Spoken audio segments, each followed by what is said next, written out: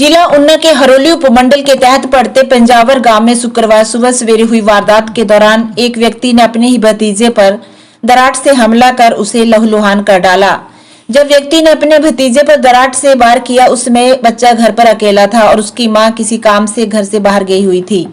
जब मां घर वापस पहुंची तो अपने बच्चे को ले जाने लगी तो आरोपी ने उसे भी नहीं बख्शा और उस पर भी वार करते हुए उसे भी लहूलुहान कर दिया। पास के खेतों में काम कर रहे लोगों ने दौड़कर मां बेटे को आरोपी के चुंगल से छुड़ाया और उन्हें फौरन उपचार के लिए जिला मुख्यालय के रीजनल अस्पताल पहुंचाया, जहां बच्चे को प्राथमिक उपचार के बाद फौरन पीजीआई चंडीगढ़ रेफर कर दिया गया है, जबकि उसकी मां का रीजनल अस्पताल ऊना में उपचार जारी है। घटना की जानकारी मिलते ही पंडोगा पुलिस चौकी से भी पुलिस टीम ने मौके पर पहुंचकर मामले की जांच शुरू कर दी है। हालांकि आरोपी ने ऐसा क्यों किया, इसका अभी तक कोई खुलासा नहीं हो पाया है। घटना के बाद से ही गांव में माहौल पूरी तरह से तनावपूर्ण बना हुआ है। हरोली उपमंडल के पंजावर गांव में 7 साल के अबोध बालक पर उसी के ताया ने दरार से वार करते हुए उसे लहूलुहान कर डाला। आरोपी ने अपने ही भतीजे के दोनों कानों और गर्दन पर वार कर उसे गंभीर रूप से घायल कर दिया है। बताया जा रहा है कि जब आरोपी ने अपने भतीजे पर हमला किया, उसमें बच्चा घर पर अकेला था और उसकी मां घर से बाहर किसी काम से गई हुई थी। जैसे ही महिला घर पहुंची तो वह तुरंत अपने बेटे को उपचार के लिए ले जाने लगी, लेकिन आरोपी के सिर पर खून सवार था और उसने अपनी भाभी को भी नहीं बख्शा, उस पर भी दरार से ताबड़तोड़ वार कर डाले।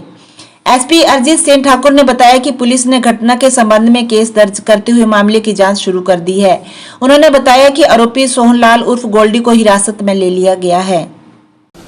मैं अपने खेत से आ रहा था, उधर से ट्रैक्टर देखने गया रास्ता, तो अपनी गाड़ी में आ रहा था घर को, तो रास्ते में मेरे को लोगों ने रोक कर कहा भी लड़ाई होगी, जहाँ झगड़ा जब देखो। वहाँ बस भी रुकी हुई थी एक, तो मैंने देखा तो मेरे पास लड़के आए भाग के गाँव के, कहते जो यहाँ झगड़ा हो गया, लड़ाई होगी, कि ने डांट डूट से काट दिया अपने बच्चों को, अपनी भरजाई को। तो मैंने कहा बच्चों, अपने बच्चों को? कहते नहीं जी देखो आके। जब मैंने देखा तो जनानी बैठी थी बच्चे को लेकर, तो उसके काफ़ी चोटें लगी, गंभीर रूप से घायल था वो, कान कट गए, दोनों तरफ से कान कट गए उसके। तो पीछे एक इंजरी आई है, दोनों कानों के नीचे बहुत गहरा जख्म था, तो उसकी माँ के भी लगी हुई थी चोट। फिर मैंने कहा अब लेके जाओ इनको, एम्बुलेंस को फ़ोन किया, कहते नहीं एम्बुलेंस को फ़ोन किया नहीं किसी ने। फिर कहते अपनी गाड़ी में ले जाओ। फिर मैं अपनी गाड़ी में उनको लेके आ गया, दोनों को, माँ और बेटे को। फिर मैंने उनको रास्ते में पूछा मैं कैसे हुआ, कहते इनका जो ताया ना, ये उसकी दवाई चल रही है, डिप्रेशन में है वो।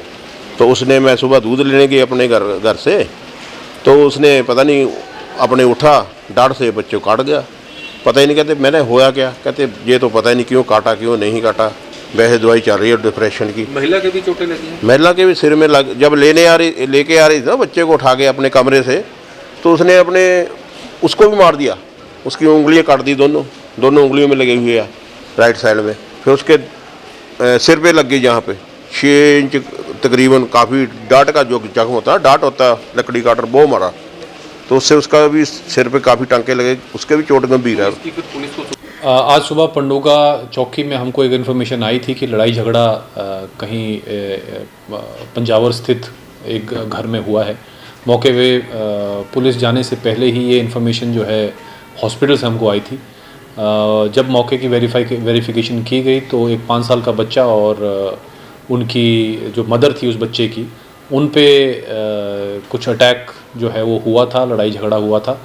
उसके चलते जब इंक्वायरी फर्दर की गई तो पता चला कि जो मदर है वो बच्चे को छोड़ के बाहर गई हुई थी। पीछे से जो उनका ताया था इस बच्चे का, उसने जो है उस पर अटैक किया है। अभी हमको शक है कि किसी धारदार हथियार से जो है उस पर हमला किया गया है बच्चे पे। जब हेल्प लेने के लिए वो बच्चे को लेके माँ जाने लगी तो पीछे से उनकी माँ पे भी अटैक किया गया। जो हमारा अभी फर्दर इन्वेस्टिगेशन का पार्ट है, उसमें हमने एफआईआर जो है इसमें रजिस्टर कर रहे हैं।